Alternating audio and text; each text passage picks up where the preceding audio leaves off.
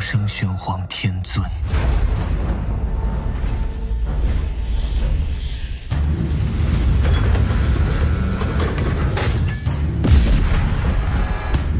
Berjumpa lagi dengan Albara. Kita lanjutkan cerita Lord of the Mysteries. Jangan lupa share, like, komen, dan subscribe. Penguasa misteri bab 61, simbol aneh. Si bodoh yang tidak termasuk dalam era ini, penguasa misterius di atas kabut abu-abu. Raja kuning dan hitam yang membawa keberuntungan. Audrey Hall melafalkan 3 deskripsi itu dalam hati.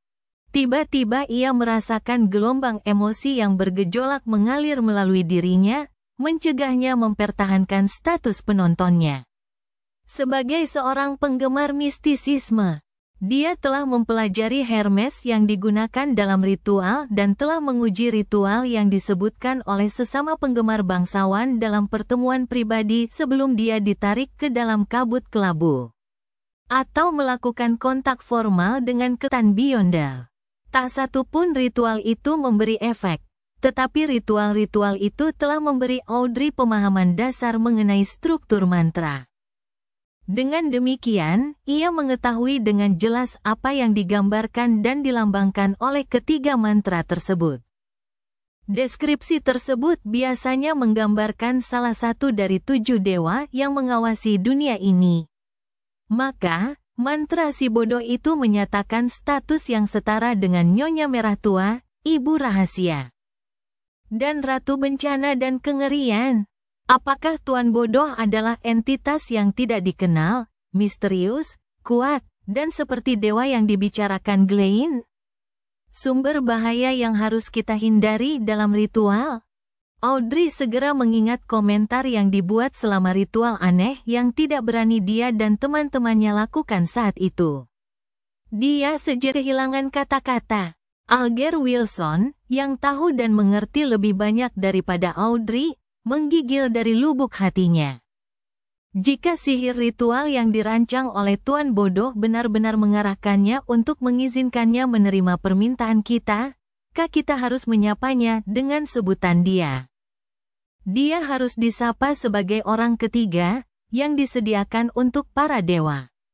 Betapa beruntungnya, betapa pintarnya saya bertindak selaras dengannya dan tidak melakukan hal-hal bodoh.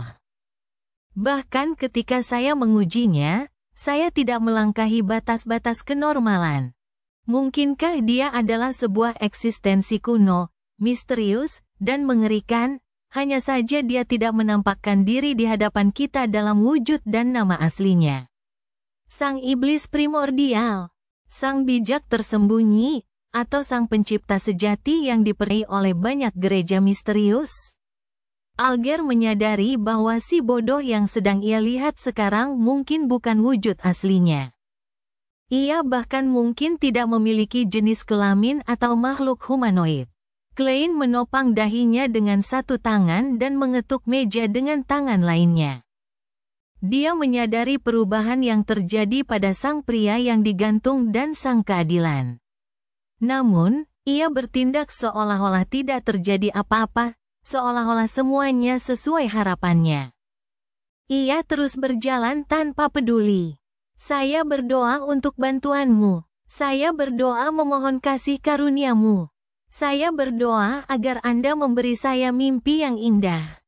Bunga bulan, tanaman herbal milik bulan merah, tolong berikan kekuatanmu pada mantraku.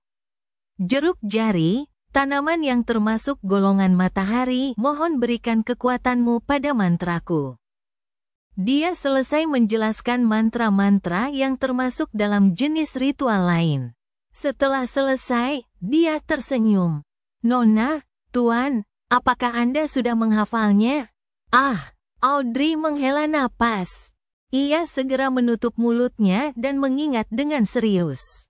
Dengan ingatannya yang meningkat sebagai seorang penonton, dia dengan cepat memproses informasi dan mengulangi mantra sebagai bentuk konfirmasi. Alger bertindak lebih normal. Penanya tidak berhenti sejenak, tidak peduli apa yang sedang dipikirkannya. Setelah Klein memastikan bahwa Audrey benar, Dia tersenyum dan berkata, jika tes ini berhasil, maka kita akan memodifikasi ritualnya lain kali untuk mencapai apa yang ingin kita lakukan. Saya harap Anda punya waktu untuk menyekan ritual itu paling lambat hari Rabu. Dia bermaksud datang ke sini lagi pada Kamis malam untuk memastikan apakah sihir ritual itu berhasil. Mengenai mengapa ia tidak mengizinkan The Hangman dan Justice untuk meminta cuti secara langsung. Klein khawatir bahwa ia tidak akan dapat membedakan apakah hasilnya berasal dari permintaan cuti mereka atau hanya hasil dari upaya sihir ritualistik. Apakah ia akan menarik mereka ke gathering jika itu terjadi? Sesuai keinginanmu, Audrey dan Alger menjawab dengan hormat, sambil menenangkan diri. Menurut usulan pria yang digantung minggu lalu, kita akan memiliki waktu untuk mengobrol santai setelah semua masalah resmi dibahas. Siapa yang akan memulai? Klein memberi isyarat tangan untuk memberi isyarat kepada seseorang untuk memulai. Audrey mendesah dan berkata, Tuan bodoh, usulan Anda mengenai pemilihan ujian dan pemisahan antara masalah sipil dan politik telah mendapat persetujuan dari banyak anggota parlemen. Mungkin itu bisa menjadi kenyataan. Tentu saja, dengan efisiensi pemerintah ini, RUU tersebut baru akan muncul paling cepat setengah tahun dari sekarang. Dia tidak khawatir si pria yang digantung akan melacaknya menggunakan informasi ini. Dia sengaja dan sesekali memberikan petunjuk dan membimbing para istri yang sombong itu untuk berpikir bahwa merekalah yang memiliki ide itu. Para wanita itu bergegas memberitahu suami, ayah, dan saudara laki-laki mereka. Pada saat itu Audrey merasa seolah-olah sedang melihat sekawanan burung merak emas yang memamerkan bulu ekornya. Ia yakin bahwa para wanita itu akan menanamkan dalam diri mereka bahwa merekalah yang memunculkan ide untuk mengklaim kejayaan bagi diri mereka sendiri.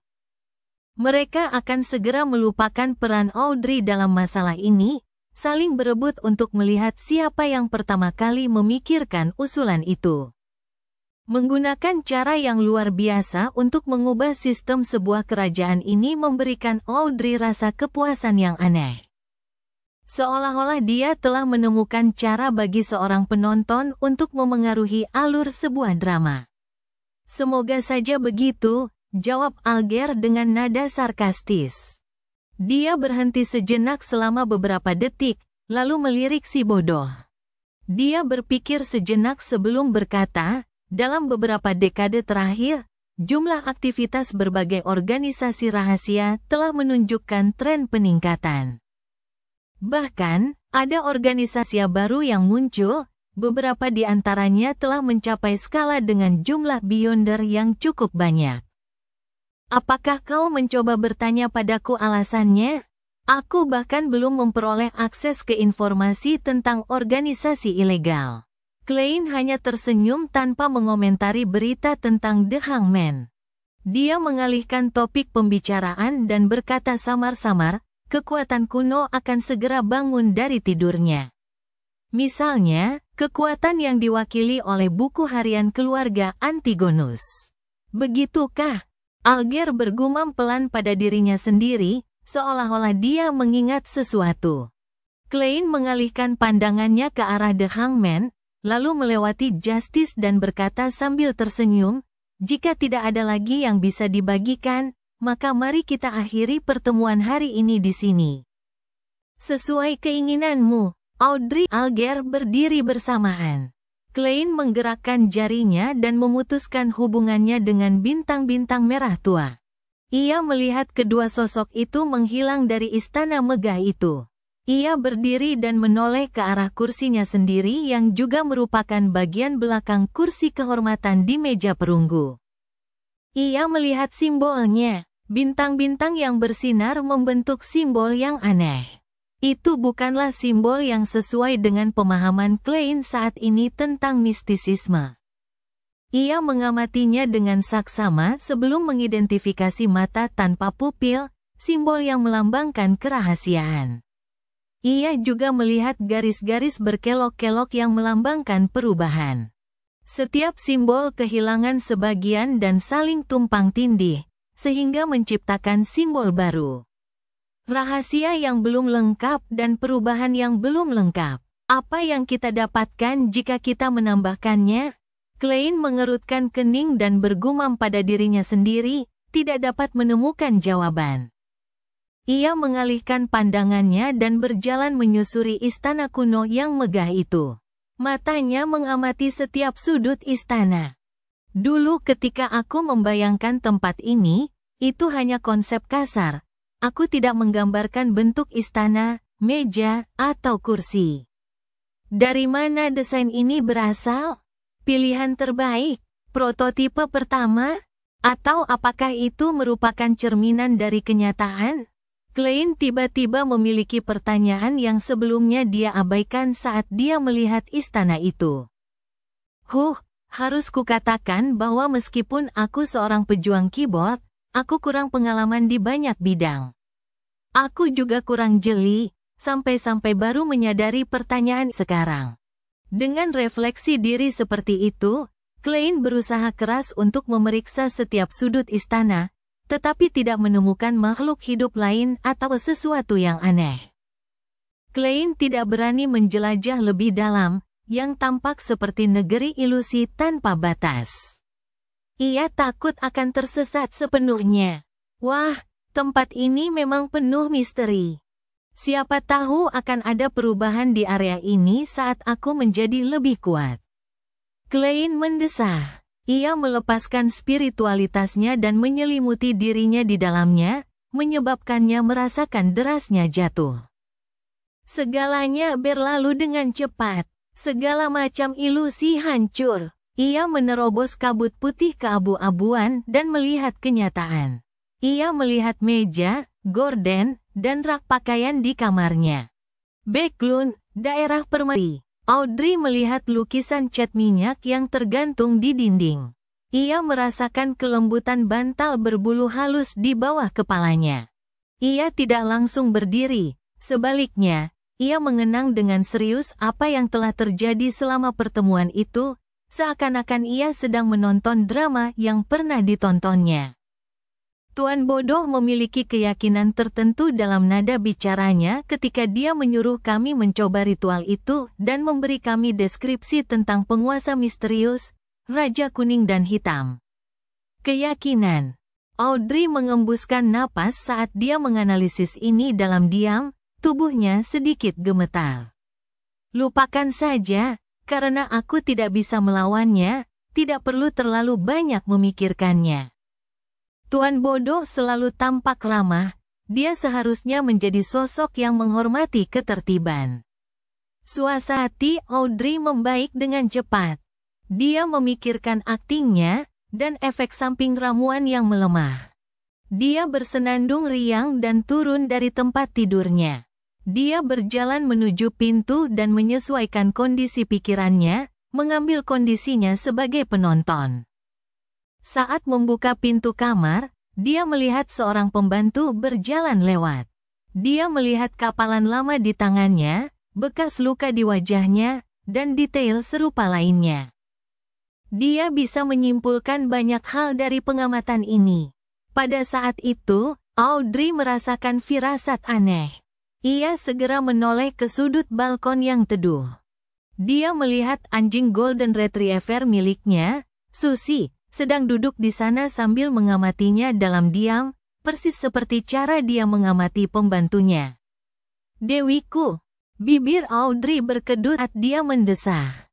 Dia sangat ingin menyembunyikan wajahnya. Di Laut Sonia, di tempat tinggal kapten yang sangat dilindungi.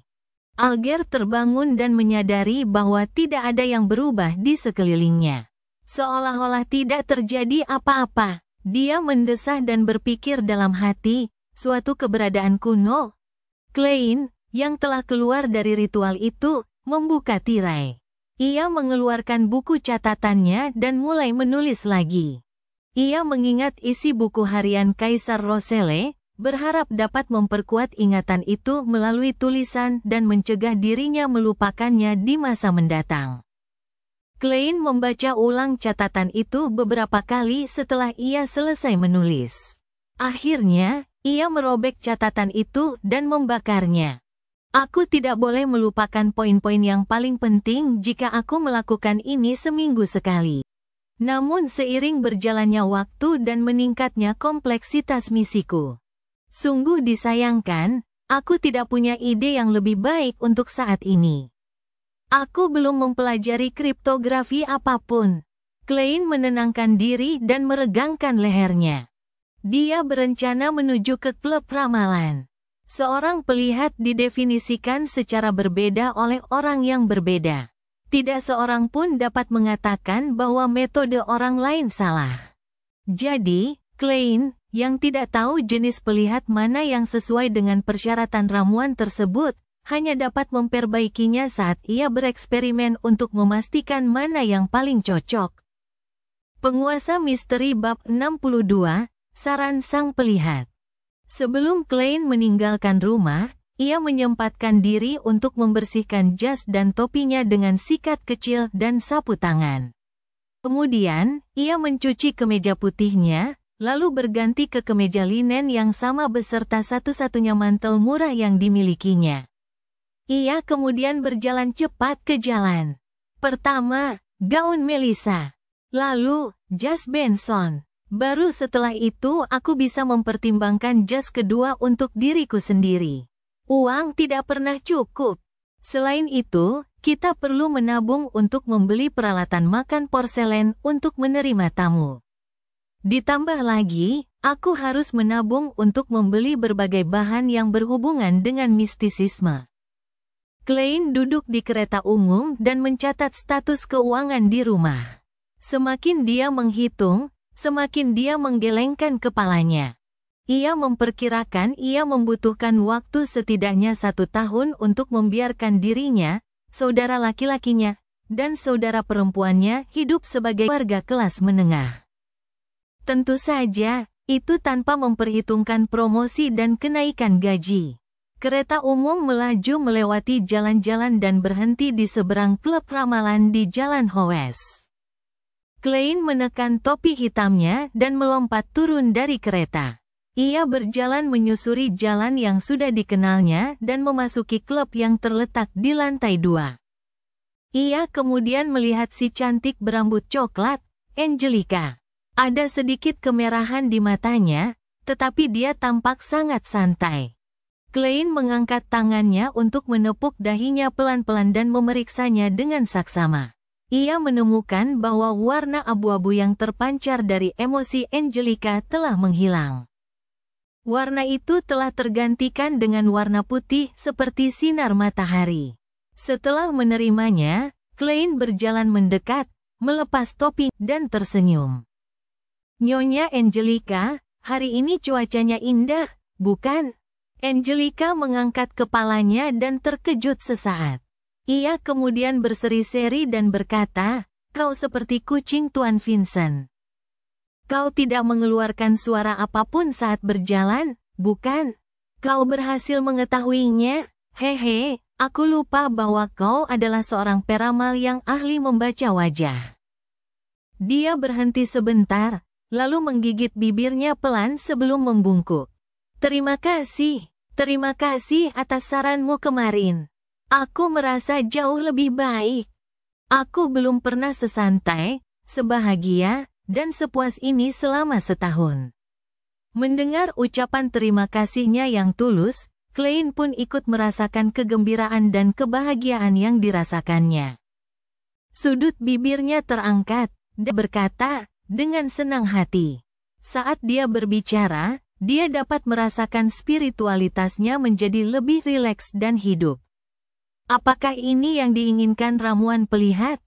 Seorang pelihat yang benar-benar dapat membantu si penanya? Klein mencubit alisnya seolah-olah dia sedang berpikir sebelum mengetuk 2 kali secara diam-diam. Harus dikatakan bahwa ia merasa tindakan mengaktifkan dan menonaktifkan spirit vision-nya dalam praktik kurang begitu mencolok.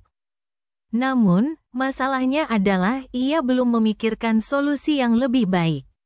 Karena ia baru saja menjadi seorang seer, spiritualitasnya belum mencapai batasnya, dan hal yang sama berlaku untuk penguasaannya. Oleh karena itu, tampaknya tidak banyak lokasi yang cocok untuk sakelar aktivasi bagi spiritual visionnya. Glabella sejini merupakan pilihan terbaik. Ketika aku menjadi seorang peramal sejati setelah mencerna ramuan itu sepenuhnya, aku seharusnya bisa merancang gerakan aktivasi yang lebih tidak mencolok. Klein mengangguk tanpa terasa dan berjalan menuju ruang pertemuan yang setengah terbuka. "Kopi atau teh?" tanya Angelica buru-buru. "Kopi, Desi," jawab Klein. Ia berencana untuk mencoba semua minuman yang ditawarkan klub ramalan. Kemudian, dia melihat ada 6 atau 7 anggota yang hadir, tetapi tidak termasuk Hannes Vincent yang hampir selalu hadir. "Tuan Vincent tidak ada di sini?" Klein menghentikan langkahnya dan mengajukan pertanyaan sekilas. Angelica terkejut ketika berkata, "Tuan Vincent tidak datang setiap hari. Dia menerima undangan untuk memberikan ceramah di sebuah organisasi ramalan di Pelabuhan Enmat." "Apakah Anda mencarinya?" "Sama sekali tidak. Aku hanya penasaran. Lagi pula, aku sudah melihatnya setiap kali aku datang ke sini." Klein menggelengkan kepalanya sambil tersenyum. Sementara itu, ia menyadari bahwa ada wajah yang dikenalnya di antara ketujuh anggota yang hadir. Glasis, yang telah meramal untuknya sebelumnya, hadir. Glasis sedang membaca beberapa informasi di atas meja dengan kacamata berlensa tunggalnya ketika tiba-tiba ia merasakan seseorang sedang menatapnya. Ia mengangkat kepalanya dan menatap ke arah lain. Kegembiraan tampak jelas di wajahnya saat dia menopang dirinya dengan kedua tangan dan berdiri. Dia berlari ke arah Klein dan berhenti di depannya. "Selamat siang, Tuan Moretti. Saya tahu apakah Anda akan datang hari ini. Kudengar dari Angelica bahwa kamu bukan seorang dokter, melainkan seorang peramal yang pandai membaca wajah." Klein tersenyum. "Itu bukan satu-satunya hal yang saya kuasai, Tuan Glasis. Anda tampaknya tidak lagi terganggu oleh penyakit Anda?" Dia mencubit dahinya dan mengetuk glabellanya 2 kali. Dia melihat bahwa warna kesehatan Glasis telah kembali normal. "Ya, saya sangat menyesal tidak menuruti saran Anda saat itu. Untungnya, ada apoteker yang sangat hebat di dekat tempat tinggal saya. Dia memberi istri saya obat ajaib yang menyelamatkan saya dari kematian," kata Glasis penuh emosi. Sebagai anggota Night Hawks, Klein bertanya karena ketertarikannya pada pekerjaan. "Apoteker yang sangat hebat, obat yang sangat ajaib. Seberapa ajaib? Apakah itu dalam jangkauan Beyonders?" Dia bilang itu semacam obat tradisional dari Landbook. "Pendek kata, itu sangat membantu mengobati penyakitku," jawab Glasis, tanpa menyadari ada yang aneh dengan pertanyaan itu. "Apotek pengobatan tradisional?" Klein mengetuk-ngetukkan alisnya seolah sedang berpikir. "Siapa namanya? Di mana dia tinggal? Seperti yang kau tahu, bahkan seorang peramal tidak dapat menjamin bahwa mereka akan selalu dalam keadaan sehat walafiat. Mungkin, aku perlu pergi membeli obat darinya di masa mendatang." Klein mengetahui dari guru dan teman sekelasnya bahwa sistem kesehatan di dunia saat ini masih dalam tahap awal. Hampir tidak ada obat untuk banyak penyakit, sehingga obat-obatan ajaib dan apoteker masih menguasai pasar. Tidak ada salahnya mengetahui lebih banyak, karena suatu hari nanti bisa berguna. Glasis menjawab dengan jujur, namanya Lawson Darkwood. Dia punya toko kecil di 18 Flat Street di Eastborough, bernama Lawson's Folk Herb Store. "Terima kasih." Klein mengingatnya dan berbicara dengan tulus. Glasis berbalik dan mengundangnya untuk duduk di sampingnya. Pada saat itu, Angelica datang untuk menyajikan kopi yang diseduhnya. Dibandingkan dengan kopi Southfield, kopi Desi lebih harum, tetapi rasanya kurang enak. Klein menyesap dan menikmatinya sejenak. Glassis buru-buru mempertimbangkan kata-katanya ketika dia melihat Klein meletakkan cangkir porselen putihnya. Tuan Moretti, bolehkah saya meminta ramalan dari Anda? Ia akan membayar sesuai harga yang Anda tetapkan. 8 sen sudah cukup. Saya tidak akan menaikkan harga begitu saja. Klein berharap seseorang akan meminta jasa ramalannya. Apakah Anda memerlukan ruang ramalan? Baiklah, Topaz. Glassis memimpin jalan dengan lebih akrab. Setelah memasuki ruang ramalan dan mengunci pintu, Klein duduk di belakang meja panjang. Dia bertanya dengan suara serius, Tuan Glassis, ramalan tentang apa yang Anda inginkan? Saya punya peluang investasi, tetapi jumlah uang yang terlibat sangat besar. Jika gagal, keluarga saya dan saya akan menanggung kerugian besar. Saya ingin tahu apakah ini akan menjadi investasi yang berhasil. Glassis memberikan informasi tersebut secara sukarela. Saya pernah menggunakan kartu tarot sebelumnya. Ramalan setelah memurnikan jiwa saya. Hasilnya cukup bagus. Ya, saya sendiri yang menafsirkannya, tetapi saya tidak melanggar prinsip-prinsip simbol tersebut. Klein berpikir dan bertanya dengan rasa ingin tahu, alangkah baiknya jika Anda dapat menjelaskan seluruh situasi sekali lagi dan memberi saya informasi Anda lagi. Akan lebih baik jika Anda juga memiliki informasi pihak lain. Kita akan melakukan ramalan astrolab. Baiklah. Glassis mengatur kata-katanya dan berkata, ketika Tuan Lanevus memeriksa pegunungan Hornachis, ia menemukan tambang raksasa yang kaya akan biji besi berkualitas tinggi. Ia menggelontorkan semua tabungannya untuk membeli tanah itu dan menyewa perusahaan profesional untuk mensurveinya. Hasilnya menggembirakan. Dia kekurangan dana yang dibutuhkan untuk pengembangan selanjutnya, jadi dia membentuk perusahaan baja dan bermaksud mengajukan pinjaman dari bank menggunakan proyek tersebut. Pada saat yang sama, dia juga akan menerbitkan sejumlah saham untuk meningkatkan modal awalnya. Rencana tersebut masih dalam tahap persiapan dan menjanjikan keuntungan besar. Klein, yang baru-baru ini membaca koran dan kebetulan juga seorang pakar sejarah, tahu bahwa ada saham di dunia ini. Dia juga tahu bahwa konsep saham berasal dari Kaisar Roselle. Ya, dia lagi. Selama penjajahan benua selatan, ia mendirikan perusahaan Ciberon dan berhasil menyelesaikan masalah fidusia negara dengan mengumpulkan dana dari masyarakat melalui penerbitan saham. Dengan demikian, ia memiliki keuntungan sebagai pelopor dari penjajahan. Karena keuntungannya besar, perkembangan ini terus berlanjut. Misalnya, ada saham kereta api, saham pertambangan, saham pengembangan uap, dan seterusnya. Ada beberapa yang berhasil dan ada yang gagal. Oleh karena itu, hal ini memicu pembentukan organisasi seperti Bursa Efek Backlund. Selain itu, Kaisar Roselle telah menciptakan obligasi nasional, unit trust, dan produk keuangan lainnya. Yang pertama telah menjadi bentuk investasi yang paling stabil, dengan pengembalian bunga 4 hingga 6%. Klein ingat Benson pernah berkata bahwa jika dia bisa mewarisi 3.000 pound, dia tidak perlu bekerja keras lagi. Bunga tahunan yang stabil sekitar 5% akan menghasilkan pendapatan tetap tahunan 150 pound, kira-kira setara dengan pendapatan tahunan Klein saat ini. Ini dikenal sebagai kapitalisme rentier. Klein mendesah dan bertanya dengan hati-hati, apakah kamu yakin tidak ada yang salah dengan ini? Apakah Lanevus dapat dipercaya? Saya sudah melihat dokumen kepemilikannya dan laporan inspeksi. Ada stempel pemerintah daerah Civilos dan dukungan dari perusahaan profesional.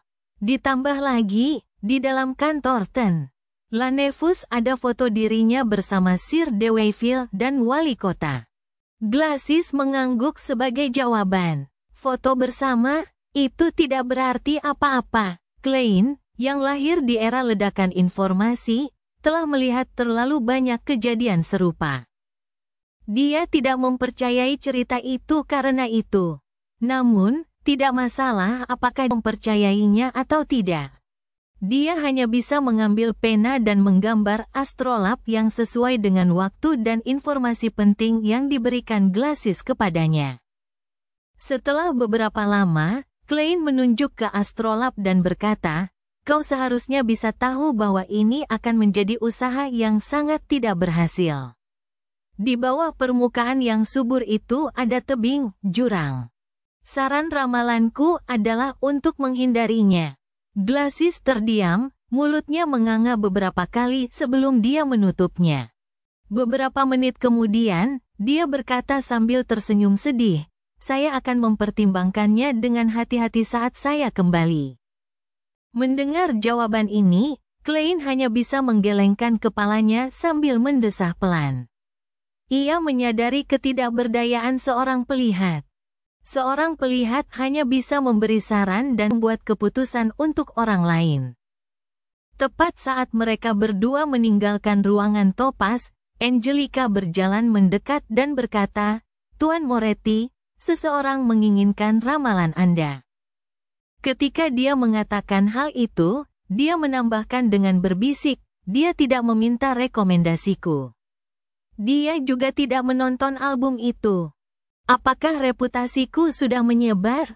Klein menoleh ke arah aula resepsi dengan bingung. Penguasa misteri bab 63, tafsir mimpi. Klein melangkah maju beberapa langkah dan melihat kliennya. Ia mengenakan setelan jas hitam formal dan topi tinggi yang dibelah dua. Ia memegang tongkat kayu bertahtakan emas dan rambut pirangnya yang pendek mengembang di bagian samping. Hidungnya mancung seperti paruh elang. Tunangan Anna. Joyce yang mengalami cobaan mengerikan. Klein, yang melihatnya dalam ramalan mimpinya, langsung menyapa dengan senyuman, "Selamat siang, Tuan Mayer." "Selamat siang, Tuan Moretti." Joyce melepas topinya dan membungkuk memberi salam.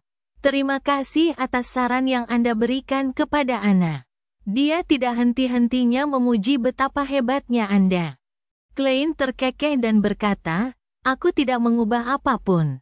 Kau seharusnya berterima kasih pada dirimu sendiri. Tanpa tekad dan harapanmu untuk masa depan yang lebih baik, kau tidak akan mampu mengatasi cobaan berat seperti itu." Setelah bertukar basa-basi, Klein tak dapat menahan diri untuk tidak mengolok-olok dalam hatinya. Apakah ini terhitung saling menjilat di dunia profesional? Sejujurnya, saya masih merasa kembali hidup-hidup ada buah mimpi. Saya masih tidak percaya bahwa saya selamat dari gelombang demi gelombang cobaan yang mengerikan. Joyce menggelengkan kepalanya dengan sedih. Tanpa menunggu jawaban Klein, dia bertanya dengan rasa ingin tahu, "Kau tahu siapa aku saat kau melihatku? Apakah itu karena hidungku yang unik, atau karena kau sudah meramalkan bahwa aku akan mengunjungimu?" "Saya punya informasi terperinci darimu." "Itu sudah cukup bagi seorang peramal," jawab Klein samar-samar, bertingkah seperti seorang penipu. Joyce memang tercengang. Lebih dari 10 detik kemudian, ia tersenyum. "Tuan Moretti, saya ingin meminta ramalan dari Anda." Saat dia menyelesaikan kalimatnya, dia tiba-tiba menyadari sesuatu. Tuan Klein Moretti menyebut dirinya sebagai seorang peramal, bukan amal. "Seorang peramal? Baiklah, mari kita menuju ke Topaz." Klein memberi isyarat. Pada saat itu, ia merasa seolah-olah ia seharusnya mengenakan jubah hitam panjang. Ia mencoba untuk menjaga kata-katanya seminimal mungkin untuk menonjolkan kesan mistis seorang peramal. Joyce Mayer mengunci pintu di belakangnya setelah memasuki ruang ramalan. Sambil mengamati sekelilingnya, Klein memanfaatkan kesempatan itu untuk mengetuk glabelanya 2 kali dan mengaktifkan spirit vision-nya. Joyce duduk dan meletakkan tongkatnya di sampingnya. Ia menarik dasi kupu-kupu hitamnya dan berkata dengan suara serak, "Tuan Moretti, saya ingin Anda menafsirkan mimpi saya." Penafsiran mimpi? Klein bertindak seolah-olah itu sesuai dengan harapannya, tetapi dia hanya meminta konfirmasi. Ia melihat warna yang mewakili kesehatan Joyce kusam, tetapi tidak ada satupun yang menandakan penyakit yang akan datang. Warna yang melambangkan emosinya didominasi warna biru, dan kegelapannya menunjukkan bahwa ia jelas-jelas sedang tegang. Joyce mengangguk dengan serius. "Saya mengalami mimpi buruk yang sama setiap malam sejak Alfalfa tiba di pelabuhan Enmat. Saya tahu bahwa mimpi ini mungkin terkait dengan trauma atas kejadian itu dan saya harus menemui psikiater. Tetapi saya menduga bahwa ini bukan mimpi biasa. Mimpi yang normal pasti memiliki beberapa detail yang berbeda meskipun berulang setiap malam, tetapi mimpi ini, paling tidak, konstan dalam bagian-bagian yang dapat saya ingat." Bagi seorang peramal, mimpi-mimpi semacam ini dilihat sebagai wahyu yang dibawa oleh yang ilahi, kata Klein, setengah menghibur dan setengah menjelaskan. "Bisakah Anda menggambarkan mimpi itu kepada saya?" Joyce mengepalkan tangannya dan mengangkatnya. Ia berpikir sejenak sebelum berkata, "Aku bermimpi terjatuh dari pohon alfalfa ke laut. Lautan itu berwarna merah tua, seolah-olah dipenuhi darah busuk. Saat saya terjatuh, saya dicengkeram oleh seseorang di atas perahu. Saya tidak dapat mengenalinya, tetapi saya tahu bahwa dia sangat kuat. Dan saya juga berpegangan pada seseorang untuk menyelamatkannya agar tidak jatuh ke laut. Saya kenal orang itu. Dia adalah penumpang alfalfa, Younis Kim. Karena berat badannya dan perlawanannya, aku tak sanggup menahannya dan hanya bisa melepas tanganku dan melihatnya dilahap lautan darah. Pada saat itu, orang di atasku juga melepaskan tangannya. Aku mengayunkan lenganku, berharap untuk meraih sesuatu, tetapi tidak ada apa-apa. Aku hanya bisa jatuh dengan cepat. Lalu aku terbangun dengan perasaan nyeri, keringat membasahi punggung dan dahiku." Klein memegang dahinya dan menepuknya pelan seolah sedang berpikir. Ia kemudian menata kata-katanya dan berkata, "Tuan Meyer, mimpi buruk yang serupa, dan mimpi buruk yang berulang, semuanya adalah masalah psikologis dan memiliki sumber yang sesuai. Mimpi buruk yang sama yang berulang kali terjadi adalah pengingat dari spiritualitas Anda. Itu juga merupakan wahyu yang diberikan kepada Anda oleh Yang Ilahi." Melihat Joyce yang tampak kebingungan, ia pun menjelaskan, "Jangan ragu, spiritualitas orang biasa pun mampu memberikan pengingat. Saya tidak tahu apa yang sebenarnya terjadi di Alfalfa, tetapi saya dapat melihat bahwa itu adalah tragedi berdarah dan berdarah. Itu meninggalkan trauma yang mendalam dalam diri Anda." Melihat Joyce mengangguk sedikit, Klein melanjutkan, "Kau pasti sangat ketakutan, sangat takut di kapal. Mudah bagi seseorang untuk kehilangan kemampuan pengamatannya saat diliputi oleh emosi yang begitu kuat, sehingga kehilangan tanda-tanda yang seharusnya tidak hilang. Ini tidak berarti kau tidak melihat tanda-tanda itu, tetapi kau mengabaikannya, mengerti? Diabaikan. Di alam bawah sadar Anda, dalam spiritualitas Anda, detail-detail yang Anda lewatkan tetap ada. Jika hal yang ditunjukkan oleh detail tersebut cukup penting, maka spiritualitas Anda akan mengingatkan Anda dalam bentuk mimpi. Sebelumnya, saya pernah mengalami hal serupa, yaitu mengabaikan perasaan, dan kemudian menyadari bahwa buku harian itu milik Bible. Namun, saya lebih sensitif dan memiliki spiritualitas yang lebih kuat. Saya juga lebih berpengetahuan tentang mistisisme dan dengan demikian dapat membuat kesimpulan lebih cepat. Klein berhenti sejenak selama beberapa detik dan menatap mata Joyce Meyer. "Apakah Tuan Younis Kim, yang kau biarkan jatuh ke lautan darah, meminta sesuatu padamu di atas kapal. Tetapi pada akhirnya tidak dapat lepas dari takdirnya. Joyce menggerakkan tubuhnya dengan tidak wajar. Dia membuka mulutnya beberapa kali sebelum menjawab, "Ya, tapi saya tidak mengasihaninya." Mungkin beberapa hari atau seminggu dari sekarang, Anda akan melihat di surat kabar betapa kejam dan jahatnya dia. Dia memperkosa dan membunuh sedikitnya 3 wanita dan melemparkan seorang bayi ke laut yang mengamuk. Dia juga memimpin sekelompok orang biadab yang telah kehilangan akal sehat mereka dan secara brutal membantai para penumpang dan awak kapal. Dia licik, kuat, dan jahat. Aku tidak berani, dan aku tidak bisa menghentikannya. Aku hanya akan kehilangan nyawaku. Saya tidak meragukan apa yang telah Anda lakukan, kata Klein, menegaskan pendiriannya. Kemudian ia menjelaskan, namun mimpi Anda memberitahu saya bahwa Anda merasa menyesal dan menyesal. Anda percaya bahwa Anda seharusnya tidak melepaskan tangan Anda saat itu. Karena Anda percaya bahwa membunuhnya tindakan keadilan, lalu mengapa Anda merasa menyesal dan menyesal karenanya? Sehingga Anda terus-menerus bermimpi tentang melepaskan tangan Anda? Aku juga tidak tahu. Joyce menggelengkan kepalanya, bingung. Klein menyilangkan tangannya dan meletakkannya di bawah dagunya. Ia mencoba menganalisis situasi. Dengan menyertakan apa yang baru saja saya jelaskan, tampaknya Anda telah melewatkan beberapa detail.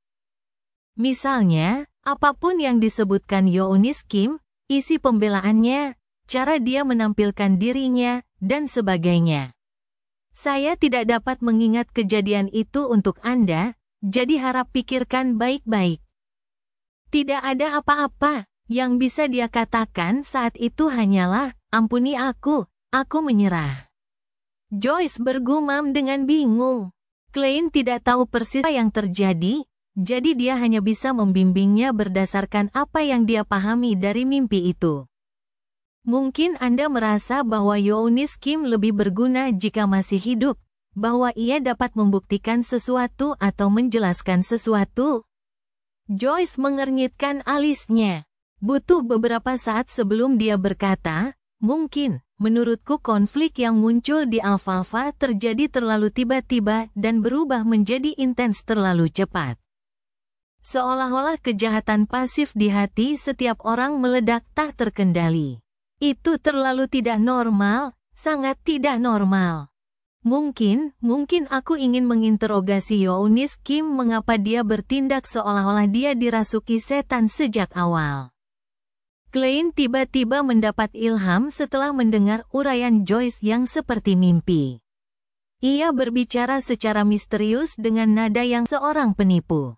"Tidak, itu bukan satu-satunya alasan." "Apa?" Joyce tampak terkejut. Klein menyilangkan tangannya dan mengangkat dagunya. Dia menatap lurus ke mata Joyce dan berkata dengan nada pelan namun tegas, "Bukan saja Anda merasa hal itu tidak normal, tetapi Anda juga melihat beberapa hal yang Anda abaikan. Dan menggabungkan hal-hal yang Anda abaikan ini menghasilkan kesimpulan yang mengerikan. Spiritualitasmu memberitahumu bahwa ada seseorang yang seharusnya paling dicurigai. Dan orang itu adalah orang yang telah mencengkerammu tetapi akhirnya melepaskan tangannya dalam mimpi. Kamu tidak mencurigainya secara bawah sadar, dan dengan demikian kamu tidak dapat mengenalinya. Dia adalah pasanganmu. Dia pernah mengendalikan nasibmu, atau mungkin bahkan menyelamatkanmu." Joyce tiba-tiba bersandar ke belakang, menghantam bagian belakang kursi dengan suara keras. Dahinya perlahan-lahan dipenuhi keringat, matanya dipenuhi kebingungan. Aku melihatnya." Joyce tiba-tiba berdiri dengan berisik, menyebabkan kursinya bergoyang dan hampir terjatuh. "Tuan Tris." Dia mengerahkan seluruh tenaganya untuk mengucapkan nama itu. Dia adalah seorang anak laki-laki kecil yang ramah dan pemalu dengan wajah bulat. Dia adalah pahlawan yang menyelamatkan para korban. Klein tidak menyela pikiran Joyce. Dia sedikit bersandar dan menunggu. Ekspresi Joyce berubah beberapa kali, akhirnya kembali normal dengan sedikit pucat. Dia memperlihatkan senyum kecut. Sekarang saya mengerti. Terima kasih telah menafsirkan mimpi saya. Mungkin sudah saatnya saya pergi ke kantor polisi. Dia mengeluarkan dompet kulitnya dan mengeluarkan uang kertas 1 soli. Menurutku uang tidak dapat sepenuhnya mewakili harga dirimu, dan aku hanya bisa memberimu harga yang kau minta. Ini untukmu. Joyce menyodorkan catatan itu ke arah Klein. Aku tidak akan keberatan kalau kau memberiku 10 pound. 1 soli, kau benar-benar seperti tunanganmu. Klein mempertahankan aura misteriusnya sebagai seorang penipu dan tidak mengatakan apapun, tersenyum saat menekan catatan itu. Joyce menarik napas dalam-dalam, mengenakan topinya, dan berbalik untuk berjalan menuju pintu. Saat dia membuka kunci pintu, dia tiba-tiba berbalik dan berkata dengan tulus, "Terima kasih, Guru Moretti." Klein tertawa sendiri. Dia melihat Joyce meninggalkan ruang ramalan dan berkata dalam hati, apapun yang terjadi di Alfalfa tampak luar biasa. Kalau saja Kapten ada di sini, dia akan mampu memahami semua yang terjadi dalam mimpi Joyce Meyer. Selasa dini hari, Backlund, wilayah permaisuri. Audrey, yang bangun lebih awal, memberi isyarat kepada anjing Golden Retriever-nya, Susie. Ia berkata dengan nada serius, "Susie, kamu juga seorang Beyonder sekarang. Kita adalah jenis yang sama." Tidak. Maksudku adalah kita harus saling membantu. Jaga pintunya nanti dan jangan biarkan siapapun menggangguku. Aku harus melakukan ritual. Susie menatap majikannya dan menggoyang-goyangkan ekornya dengan jengkel. Misteri bab 64, Penghasut. Setelah memberi instruksi pada anjing Golden Retriever miliknya, Susie, Audrey mondar-mandir, tampak khawatir. Dia juga tidak yakin apakah sihir ritual itu akan menghasilkan sesuatu yang aneh. "Ayo kita lakukan ini." Matanya menjadi tenang saat dia menggunakan statusnya sebagai pengamat untuk melihat proses yang dibayangkan. Segera, dia membuat pengaturan baru. Audrey membuka kunci pintu kamarnya dan berkata kepada Susie, "Susie, duduklah di sini. Jika Annie dan yang lainnya mencoba menerobos masuk, segera pergi ke kamar mandi untuk memberitahu aku." Untuk mencegah kecelakaan, pembantu pribadinya memiliki kunci untuk membuka pintunya.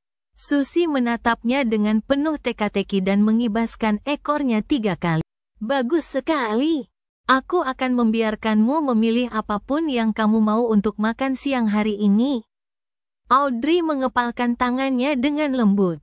Setelah menasihati Susie, ia masuk ke kamar mandi. Bak mandi berbentuk persegi dengan panjang 3 hingga 4 meter di setiap sisinya. Ada air jernih beriak lembut di dalamnya dengan uap yang keluar darinya. Pemandangan yang sungguh indah. Audrey merapikan meja persegi panjang dengan banyak botol di atasnya. Kemudian, dia kembali keluar dan memindahkan lilin, barang-barang kurban, dan jubah putih. Segera setelah itu, dia menutup pintu kamar mandi. Setelah semuanya selesai, Audrey menghela napas lega dan mengambil botol biru muda tembus pandang di samping keempat lilin.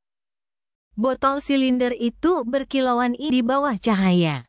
Di dalamnya ada minyak esensial yang telah disulingnya dari campuran kemarin. Sebagai seorang penggemar mistisisme, dia tidak kekurangan penelitian mengenai barang-barang tersebut. Dia memiliki berbagai macam embun murni, sari bunga, parfum, minyak esensial, dan dupa yang dia seduh sendiri di rumah. Dengan demikian, dia telah menyelesaikan persiapan awal sesuai dengan instruksi si bodoh. Bunga bulan, min emas, bunga tidur, citron jari, dan mawar batu. Sungguh ramuan yang aneh, gumam Audrey pelan. Oh, seseorang harus membersihkan tubuhnya dan menenangkan pikirannya sebelum melakukan sihir ritualistik. Ini adalah bentuk penghormatan kepada yang ilahi, kepada target. Saat dia menjalani seluruh proses itu dalam benaknya, dia meletakkan minyak esensial ritual itu di samping bak mandinya. Dia mengulurkan tangan dan mulai menanggalkan pakaian yang dikenakannya di rumah. Potongan-potongan pakaian sutranya jatuh ke keranjang cucian satu demi satu. Audrey menggulung rambutnya menjadi sanggul dan menguji suhu air dengan tangannya. Kemudian, dia melangkah hati-hati ke dalam bak mandi, membiarkan tubuhnya perlahan tenggelam ke dalam pelukan air yang hangat. Fiuh, dia mengembuskan napas lega, merasa seluruh tubuhnya hangat. Dia merasa luar biasa rileks. Aku bahkan tidak ingin menggerakkan satu jari pun. Audrey dengan paksa memompa dirinya keluar saat dia meraih botol biru muda tembus pandang di sampingnya dan meneteskan beberapa tetes ke dalam air. Aroma harum menyebar, mengisikan dengan aroma yang menyegarkan. Audrey menghirupnya beberapa kali dan mengangguk puas. Tidak buruk, baunya sangat harum. Betapa menenangkannya. Betapa nyamannya. Aku tidak ingin bergerak sama sekali. Yang kuinginkan hanyalah berbaring di sini dalam keheningan. Diam, diam. Setelah kehilangan rasa waktu, Audrey tiba-tiba mendengar gonggongan. Dia membuka matanya karena terkejut, melihat ke sampingnya dengan linglung. Dia tidak tahu kapan Susi membuka pintu dan masuk. Dia berjongkok di luar bak mandi, menatapnya dengan ekspresi jengkel. Sambil mengusap sudut matanya, Audrey merasakan airnya telah mendingin secara signifikan. Aku tertidur? Dia bertanya pada dirinya sendiri tanpa sadar. Susi menatapnya tanpa menggong atau mengibaskan ekornya. Haha, efek dari sebotol minyak esensial ritual itu memang hebat. Ya, benar-benar hebat. Audrey terkekeh sambil menjelaskan dengan nada ceria. Dia berdiri, mengambil handuk, dan sambil membungkus dan menyeka tubuhnya, dia berkata kepada anjing Golden Retriever di sampingnya, Susi, teruslah berjaga. Jangan biarkan Annie dan yang lainnya masuk. Baru setelah anjing Golden Retriever itu pergi, dia diam-diam menjulurkan lidahnya. Dia melempar handuknya ke samping dan mengenakan jubah putih bersih. Setelah menutup pintu kamar mandi, Audrey mengingat kembali ritual yang telah dihafalnya. Dia mengambil 4 lilin dan meletakkannya di keempat sudut meja. Sepotong roti tawar di pojok kiri atas, semangkuk mie Vienna Potter di kanan atas. Baunya harum, tapi agak dingin. Tidak, sekarang bukan saatnya memikirkan ini. Paella di pojok kiri bawah dan pai desi di pojok kanan bawah. Audrey menata altar sesuai dengan deskripsi si bodoh dengan serius, sambil menggelengkan kepalanya 2 kali selama proses itu. Setelah selesai menyiapkan, ia membiarkan keempat lilinnya menyala. Ia mengambil pisau perak dan menusukkannya ke tumpukan garam kasar. Setelah membacakan mantra suci kepada Hermes, Audrey mengangkat pisau berpola indah itu dan meletakkannya ke dalam cangkir berisi air bening. Setelah memfokuskan pikirannya, dia mencabut pisau suci berwarna perak, memikirkan spiritualitasnya untuk dimuntahkan dan disebarkan dari bilah pedangnya. Energi tak kasat menyembur keluar saat Audrey memegang pisau dan mengitari altar sekali. Saat dia merasa bahwa dinding spiritualitas telah sepenuhnya berdiri di sekelilingnya, dia mengusir semua kekotoran dan gangguan di luar. Dengan mempertahankan status spektatornya, dia mencegah kegembiraan dan kegembiraannya memengaruhi ritual tersebut. Dia meletakkan pisau perak itu dan mengambil botol kristal kecil berwarna biru muda dan meneteskannya pada setiap lilin. mendesis. Aroma harum samar tercium saat tubuh, hati, dan jiwa Audrey tampaknya mencapai ketenangan. Dia menarik napas sambil menundukkan kepalanya dengan penuh rasa hormat dan mulai melantunkan mantra dalam bahasa Hermes. Orang bodoh yang tidak termasuk dalam era ini, kamu adalah penguasa misterius di atas kabut abu-abu. Kamu adalah Raja Kuning dan Hitam yang membawa keberuntungan. Saya berdoa untuk bantuanmu. Saya berdoa memohon kasih karuniamu. Saya berdoa agar Anda memberi saya mimpi yang indah. Bunga bulan, tanaman herbal milik bulan merah, tolong berikan kekuatanmu pada mantraku. Jeruk jari, tanaman yang termasuk golongan matahari, mohon berikan kekuatanmu pada mantraku. Tepat setelah Audrey melantunkan mantra dan berharap untuk merenungkan isi permohonannya, dia merasakan ada kegaduhan di dalam dinding spiritualitas. Dia melihat bintang merah gelap berputar-putar di punggung tangannya. Jantungnya berdebar kencang saat dia buru-buru menutup mata dan menenangkan hatinya untuk memohon dengan tulus. Ketika semuanya telah selesai, dia mengamati sekelilingnya dengan heran, tapi tidak menemukan sesuatu yang aneh. Hanya itu, Audrey mengernyitkan alisnya sedikit sambil berbisik. Raja Kuning dan Hitam yang membawa keberuntungan. Si bodoh yang tidak termasuk dalam era ini. Di kabin Kapten Blue Avenger, Alger Wilson dengan jubah badainya diam-diam melafalkan 3 baris deskripsi yang didengarnya di sore hari. Dia tampaknya berusaha menemukan petunjuk identitas orang itu melalui itu. Dia menggelengkan kepalanya dan berdiri dengan sikap yang jelas-jelas kesal, tetapi akhirnya tidak melakukan apapun. Alger tidak merasa nyaman di dalam Blue Avenger, sebuah kapal kuno peninggalan dinasti Tudor. Meskipun ia sudah memegang kendali atas kapal tersebut, ia punya firasat bahwa masih banyak rahasia tersembunyi, seperti halnya Blood Emperor. Oleh karena itu, ia berencana menggunakan kapal tersebut untuk menguji kekuatan si bodoh, tetapi tidak ingin mencoba ritual sihir yang tidak diketahui di kapal tersebut. Alger merenung beberapa menit sebelum meninggalkan kabin kapten dan naik ke dek. Ia berkata kepada beberapa pelaut, kita akan segera mencapai Kepulauan Rorstad. Kita akan berlabuh di sana selama sehari. Para pelaut langsung bersorak dan berteriak serempak, terima kasih, Yang Mulia. Karena kapal hantu itu tidak membutuhkan pelaut, hanya ada sedikit pelaut di dalamnya. Mereka tidak perlu khawatir tentang perbekalan, karena mereka dapat menikmati makanan segar dan air bersih. Namun, hari demi hari berlayar di laut dan pemandangan yang hampir tak berujung membuat mereka lelah baik secara fisik maupun mental. Rasa mereka selalu tertekan dan menoleransi sesuatu sampai mereka kehilangan kendali. Adapun Kepulauan Rorstad, itu adalah koloni terkenal di Laut Sonia. Bisnis mereka berkembang pesat, dan mereka memiliki berbagai macam industri. Saya benar-benar tidak sabar. Seorang anggota kru menggoyangkan pinggulnya dan tertawa cekikikan dengan penuh arti yang bisa dimengerti semua pria. Di kereta umum menuju Jalan Zotland, Klein, yang sedang membaca koran dengan santai, tiba-tiba tersentak. Ia seperti mendengar suara halus memanggilnya. Bisik-bisik tak berbentuk bergema di benaknya sementara dahinya berdenyut tak terkendali. Isi panggilan yang tidak dapat didengar itu hilang secepat datangnya. Hanya dalam 10 detik, panggilan itu hilang.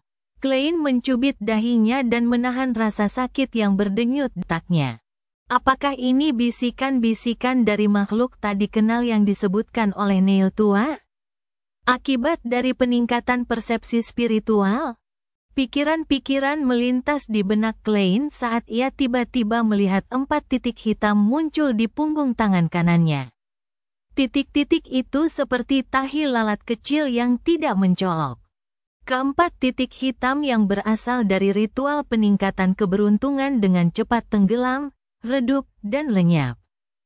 Klein melihatnya dengan terkejut dan memiliki tebakan tambahan tentang apa yang baru saja terjadi. Justice atau The Hangman telah mencoba ritual sihir yang kuberikan pada mereka? Apakah jalan pikiranku benar? Ketiga deskripsi itu telah menunjuk dengan tepat ke arahku melalui ruang misterius di atas kabut kelabu. Namun, aku masih jauh dari kata cukup. Aku tidak dapat mendengar isi permintaan mereka. Aku bertanya-tanya apakah informasi itu tersimpan di atas kabut abu-abu. Ya, saya harus mengonfirmasinya dengan masuk malam ini. Klein merasa sedikit gelisah dan gelisah. Ia segera mengangkat korannya dan menyembunyikan wajahnya, mencegah siapapun melihat perubahan pada ekspresinya.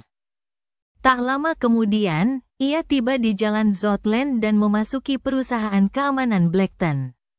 Sebelum dia sempat menyapa Rosanne, Klein melihat Kapten Dunsmith keluar. Dia memegang selembar kertas dengan potret di atasnya. Lihatlah surat perintah penangkapan internal ini. Seorang Beyonder yang sangat kejam dan ganas telah memasuki Tingen. Mengenakan jaket anti-angin hitamnya, Dun yang tidak memakai topi mengalihkan pandangannya dan menyerahkan selembar kertas itu sambil lalu. Klein menerimanya dan hal pertama yang muncul dalam pandangannya adalah sketsa potret. Sketsa itu menggambarkan seorang anak laki-laki dengan wajah bundar. Ia tampak ramah dengan sedikit rasa malu dan masih cukup muda. Mungkin berusia sekitar 18 atau 19 tahun. Tris, tersangka Beyonder. Dugaan awal adalah dia adalah penghasut urutan 8 dan kami tidak mengesampingkan kemungkinan bahwa Ordo Theosophi berada di baliknya. Pelaku di balik pembantaian Alfalfa. Menurut kesaksian saksi, dia datang ke Tingen setelah meninggalkan pelabuhan Enmat. Keberadaannya saat ini tidak diketahui. Tris, Alfalfa, itu sebenarnya kejahatan yang dilakukan oleh Beyonder. Klein tiba-tiba ingat tafsiran mimpi dari kemarin sore dan uraian Joyce Meyer. Dia langsung berkata, "Kapten, aku kenal salah satu saksi. Dia mungkin saksi penting. Aku tahu, Joyce Meyer. Bantuanku diminta oleh Machinery Heavy Mine tadi malam. Aku melihatmu dalam mimpi, Joyce." Banyak detail yang mengarah pada konfirmasi bahwa tragedi Alfalfa adalah akibat dari Tris. Mata abu-abu Dun tampak tenang saat dia terkekeh. "Sungguh tidak menarik, Kapten. Untunglah kemarin adalah hari istirahatku dan bukan aku yang bertindak sebagai pelihat selama jam kerja." Klein mengejek. Dia nyaris tidak menyadari kengerian saat ketahuan membolos oleh atasan langsungnya. Dia malah bertanya, jalur urutan yang mana yang merupakan instigator? Organisasi seperti Ordo Theosophi? Apakah menghasut orang lain untuk saling membunuh merupakan metode yang digunakan Tris untuk menghilangkan efek samping ramuan tersebut atau merupakan persyaratan yang dibutuhkan untuk maju? Dun berpikir sejenak dan berkata, "Kebetulan, sudah waktunya bagimu untuk mempelajari informasi yang relevan mengenai Beyonders dan organisasi misterius itu. Kau tidak seharusnya diperintah oleh Neil tua untuk terus membaca dokumen sejarah sepanjang waktu. Kapten, bukankah alasan merekrutku menjadi ahli sejarahmu?" Klein tidak berani menunjukkan masalahnya sambil mengangguk dengan serius. "Baiklah. Penguasa Misteri Bab 65, Informasi Beyonder." Dengan dokumen yang ditandatangani Dun, Klein bergerak ke bawah tanah dan berubah menjadi gudang senjata. "Benar. Sudah saatnya kau memahami Beyonders yang berbeda dan berbagai organisasi rahasia." Mengenakan jubah hitam klasik, Old Neil membaca catatan itu tanpa merasa terkejut. Sebaliknya, ia mendukung keputusan sang kapten. Dia lalu segera menambahkan sambil tersenyum, "Lagi pula, kau akan pergi ke pasar bawah tanah bersamaku besok malam." "Besok malam?" Klein tidak menyembunyikan keterkejutannya saat dia bertanya untuk mengonfirmasi. Neil tua mengangguk dan berkata sambil mendesah, "Saya orang yang tidak bisa tidur jika terlilit utang. Saya selalu ingin melunasinya secepat mungkin. Anda tampaknya tidak bertindak seperti itu sebelumnya. Anda menundanya hingga saat-saat terakhir sebelum menggunakan sihir ritual untuk menyelesaikan masalah. Jadi, saya bukan satunya yang menderita penundaan. Tunggu, apakah perlu menggunakan kata-kata halus, takut menghabiskan uang untuk membayar pinjaman?" Klein tidak mengungkap Old Neil dan malah mendesak, "Tuan Neil, saya akan merepotkan Anda untuk mengambil informasi terkait dari Chinese Gate. Sebagian besar dokumen arkeologi dan sejarah ada di gudang senjata. Ada dokumen yang melibatkan Beyonders dan organisasi misterius, tetapi jumlahnya sedikit. Selain itu, sebagian besar adalah pengetahuan dasar." Neil tua perlahan menyesap kopi yang digilingnya sendiri dan mendecakkan bibirnya. Ia kemudian berjalan keluar dari gudang senjata sambil membawa dokumen yang sudah ditandatangani dan dicap. Klein mengawasi tempat itu atas namanya. Sekitar 10 menit kemudian, Old Neil kembali dengan sempuk besar dokumen. "Semuanya hanya bisa dibaca di sini. Jangan dibawa keluar," ia memperingatkan sambil meletakkan informasi itu di atas meja. "Baiklah." Klein mengangguk tegas. Ia mengulurkan tangannya dan dengan cepat membalik-balik halaman dan membacanya sekilas. Sangat terperinci. Seperti yang diharapkan dari dokumen internal Nighthawks. Seperti yang diharapkan dari gereja dengan sejarah 4.000 tahun atau bahkan lebih. Klein mendesah dalam hati saat dia melirik dokumen-dokumen itu. Dokumen tersebut tidak hanya memperkenalkan berbagai organisasi rahasia, tetapi juga mencantumkan banyak jalur sekuens. Semuanya sangat lengkap. Beberapa di antaranya hanya menuliskan nama ramuan dari sekuens yang sesuai sementara yang lain hanya menjelaskan kemampuan Beyonder dari sekuens yang sesuai. Beberapa sama sekali tidak ada dan dibiarkan kosong. Sambil menahan kegembiraannya, Klein menemukan jalur sekuens yang mengarah dari Seal. Dia membalik-balik halaman dan segera menemukan kata yang familiar. Kemudian, ekspresi gembiranya dengan cepat membeku karena tidak ada nama ramuan yang sesuai, urutan 7 dan 8, setelah Seal. Untungnya, kemampuan dari 2 urutan berikut hadir. Klein menghela napas dalam diam saat dia menenangkan pikirannya dan membaca deskripsi itu dengan serius. Urutan 8, nama ramuan tidak diketahui. Beyonder yang bersangkutan pandai bertarung dengan tipu daya dan sangat licik. Pandai bertarung dengan tipu daya? Inikah kemajuan selanjutnya dari Seal? Mengapa aneh? Aku bukan pemburu. Apakah aku akan menjadi penyihir jarak dekat? Apa maksudnya licik? Kecerdasanku meningkat, membuatku pandai menipu musuh. Klein tercengang. Ia bahkan menduga bahwa informasi Nighthawks salah. Ada studi kasus terkait yang dilampirkan, tetapi dia tidak dapat menemukan penjelasan yang masuk akal meskipun telah membacanya berulang kali. Dia menundukkan pandangannya ke bawah saat deskripsi urutan 7 memasuki matanya. Nama ramuan tidak diketahui. Beyonder yang sesuai ahli dalam banyak mantra yang dapat diucapkan dengan cepat. Menggabungkan keterampilan tubuh dan kekuatan supranatural menjadi satu.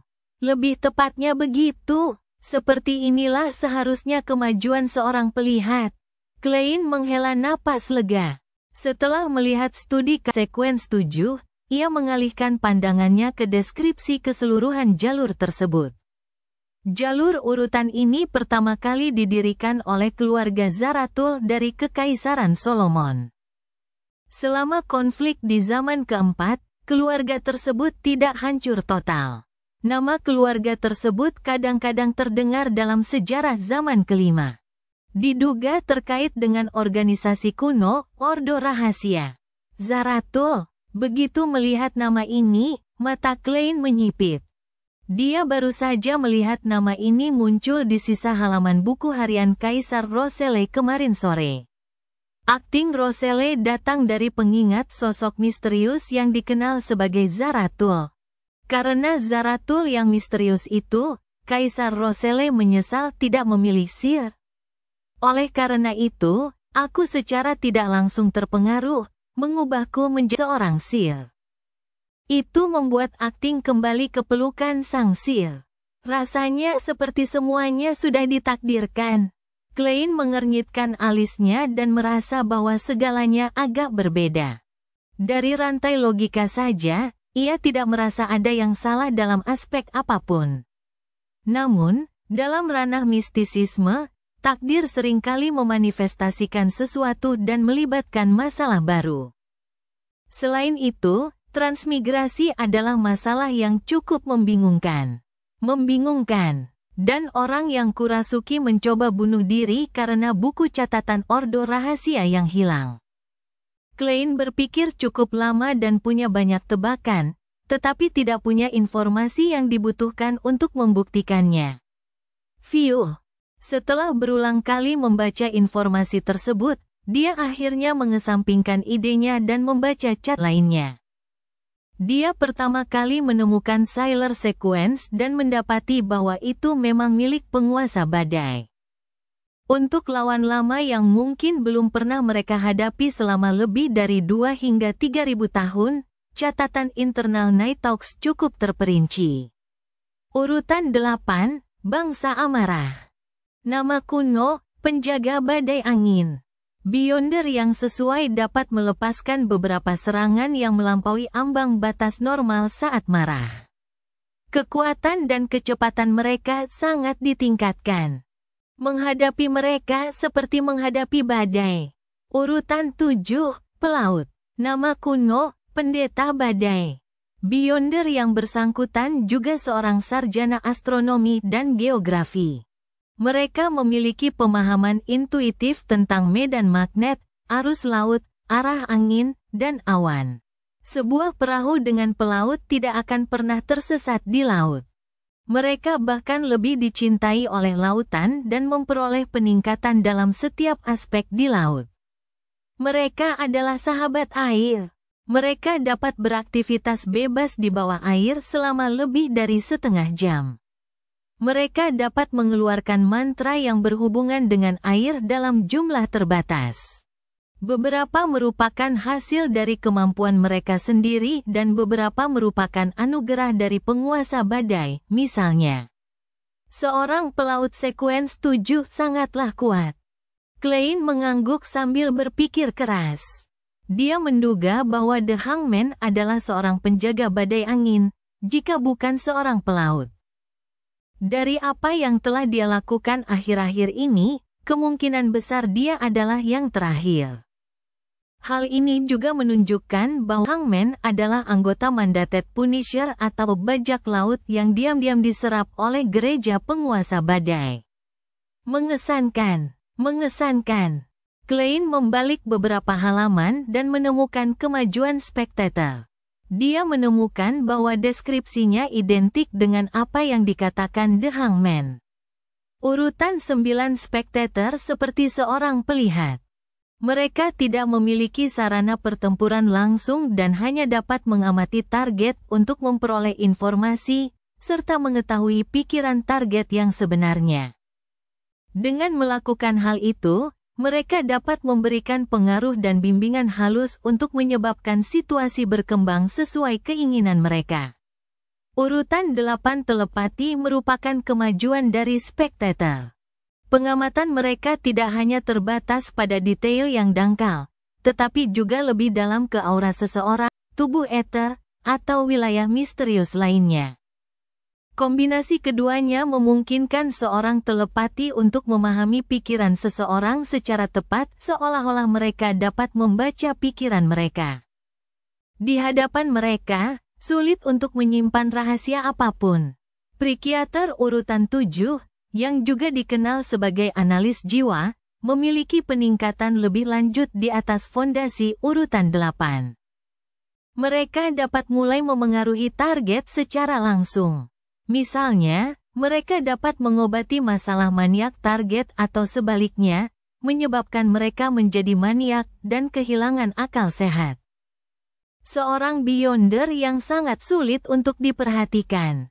Setelah membaca deskripsinya, Klein membuat penilaian yang masuk akal. Setelah memahami informasi yang relevan mengenai anggota Gathering, ia beralih ke Dewa Mesin dan Uap. Ini karena Kaisar Roselle telah memilih urutan Savan mereka. Urutan 9, Savan. Beyonder yang bersangkutan percaya bahwa pengetahuan adalah kekuatan. Mereka memiliki pemahaman kasar tentang hal-hal gaib, tetapi lebih berpengetahuan tentang aqua regia, nitrogliserin, dan baut serta roda gigi yang rumit. Mereka tampaknya tahu segalanya. Tidak mengherankan bahwa Kaisar Roselle mengatakan bahwa ramuan ini sangat cocok untuknya, memungkinkannya untuk memaksimalkan kelebihannya. Klein mengerti sepenuhnya saat dia mengalihkan pandangannya ke bawah. Setelah beberapa studi kasus, sekuens 8 yang sesuai akhirnya muncul dalam visi Klein. Arkeolog. Mereka memiliki banyak pengetahuan tentang sejarah dan bertahan hidup alam terbuka, serta pengetahuan terlarang tentang reruntuhan. Mereka memiliki tubuh yang cukup kuat dan kemampuan untuk menghadapi segalanya. Urutan 7, penilai. Mereka dapat secara intuitif memahami kekuatan dan masalah dari sebagian besar benda luar biasa, dan dapat menggunakannya sambil menjaga bahaya pada tingkat yang paling rendah. Karena izin keamanan Klein tidak memadai, ia hanya memiliki akses ke jalur sekuens hingga 7. Hal itu membuatnya sedikit frustrasi, tetapi tidak ada cara lain untuk mengatasinya.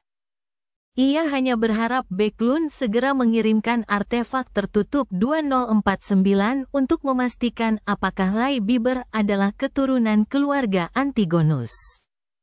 Dengan cara itu, ia akan memiliki kesempatan untuk menjadi anggota formal dan memperoleh keamanan yang lebih tinggi. Sambil menenangkan diri, Klein membaca materi itu dengan serius dari awal sampai akhir. Dia tahu bahwa urutan setelah Corpse Collector adalah Gravediger dan Spirit Medium. Dia juga tahu bahwa tidak ada informasi tentang urutan 8 dari jalur misteri Prior. Tidak hanya tidak ada nama untuk ramuan itu, tetapi bahkan deskripsinya pun dibiarkan kosong. Ada nama untuk urutan 7 dari jalur itu, Warlock. Kedengarannya mengesankan. Klein perlahan membalik halaman dan melihat Apprentice dan Marauder yang selalu ada dalam pikiran Kaisar Roselle. Catatan mereka hanya sampai di sekuens 8 dan tidak lebih. Urutan 9, Magang. Kemampuan mereka agak aneh. Hanya dapat dipastikan bahwa ini adalah jalan asal seorang penyihir. Mereka jarang terjebak dan sangat sulit dihentikan. Mereka seringkali mampu melarikan diri dan melewati rintangan setiap saat. Urutan 8, Ahli Tipu Daya. Mereka menggunakan segala macam mantra aneh tapi ampuh. Urutan 9, Perampok. Sulit untuk memisahkan para Beyonder ini dari bandit atau pencuri biasa. Mungkin cara yang tersedia bagi mereka lebih mengesankan, tetapi tujuan mereka mencuri kekayaan bukanlah untuk kesenangan atau bertahan hidup. Ini lebih seperti menjawab panggilan. Urutan 8, Sequential. Kami juga menemukan jejak Beyonder dalam investigasi penipuan. Mereka mendapatkan kesenangan dari penipuan. Nikmatilah penipuan. Ini adalah acting dalam bentuk yang berbeda, bukan? Jika punya pilihan, aku mungkin akan memilih Apprentice. Klein berkata dalam hati. Tiba-tiba, dia menemukan ramuan sekuens yang sesuai dari pelaku tragedi Alfalfa, Tris Instigator. Cerita bersambung. Jangan lupa share, like, komen, dan subscribe. agar tidak ketinggalan cerita selanjutnya.